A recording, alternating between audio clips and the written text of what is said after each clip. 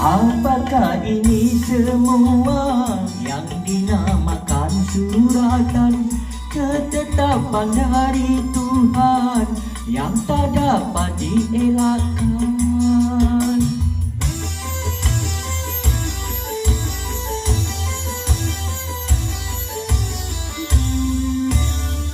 Apabila ini semua hanya suatu cobaan, ku mohon padamu Tuhan, berikanlah kekuatan agar mampu ku menanggung beban, agar jangan ku tersesat jalan.